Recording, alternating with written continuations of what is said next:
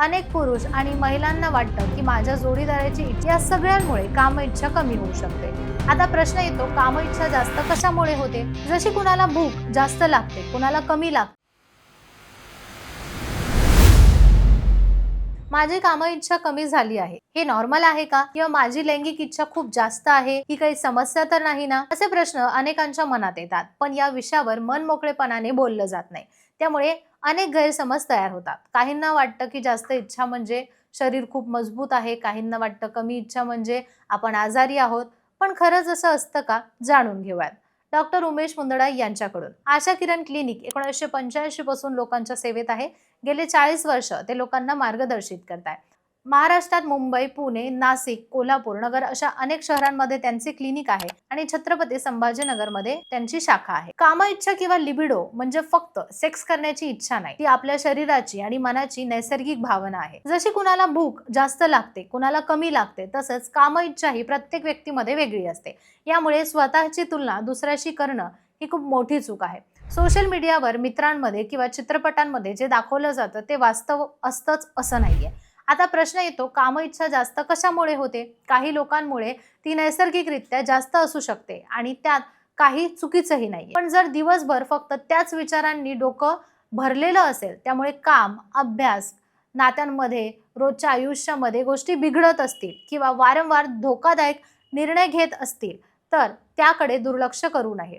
काही वेळा हार्मोन्समध्ये बदल होतात, मेंदूशी संबंधित काही इश्यूज असू शकतात, औषधं, मानसिक ताणतणाव यामुळे सुद्धा अशी परिस्थिती निर्माण होते। म्हणजेच प्रत्येक जास्त काम इच्छा ही ताकदीची निशाणी नसते, त्यामागे कारण शोधणं महत्त्वाचं असतं। दुसरीकडे अनेक लोक म्हणतात पूर्वीसारखी इच्छा आता होत नाहीये, हेही खूप कॉमन आहे। कामाचा ताण, सततचा थकवा, झोपेची कमतरता, नात्यातील दुरावा किंवा नैराश्य यामधून, मधुमेह, रक्तदाब यामधून आणि हार्मोन्समधील जे बदल असतात किंवा काही औषधांचे दुष्परिणाम या सगळ्यांमुळे काम इच्छा कमी होऊ शकते।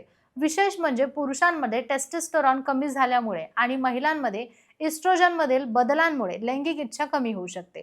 त्यामुळे प्रत्येक वेळी स्वतःलाच दोष देण्याची गरज नसते। एक छोटंसं उदाहरण बघा, समजा एखादा व्यक्ती सकाळपासून रात्रीपर्यंत कामात व्यस्त आहे, नीट झोप नाहीये, सतत मोबाईल किंवा ऑफिसच्या ताणात असतो। अशा वेळी शरीराचा फोकस जगण्यासाठी आवश्यक गोष्टींकडे असतो, आनंद देणाऱ्या गोष्टींकडे नाही। त्यामुळे अशा परिस्थितीत काम इच्छा कमी होणं अगदी स्वाभाविक असतं।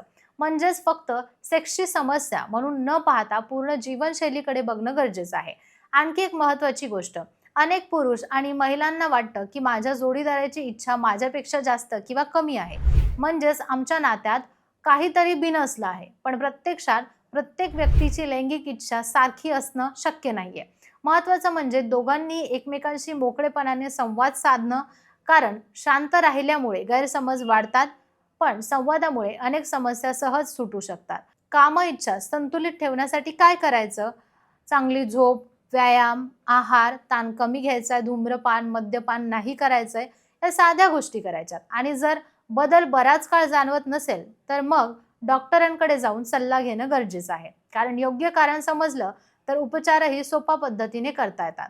आणि शेवटी एक गोष्ट नक्की लक्षात ठेवा, जास्त काम इच्छा असो किंवा कमी, दोन्हीही प्रत्येक वेळी आजाराचं लक्षण नसतात, पण तुमच्या आयुष्यावर, नात्यावर किंवा मनस्थितीवर परिणाम करू शकतात।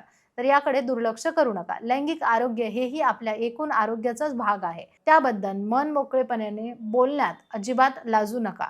या प्रसिद्ध सेक्सॉलॉजिस्ट डॉक्टर उमेश मुंदडा काय सांगतात हे आपण जाणून घेतलेलं आहे। बाकी व्हिडिओ आवडला असेल तर चॅनलला सबस्क्राईब करा।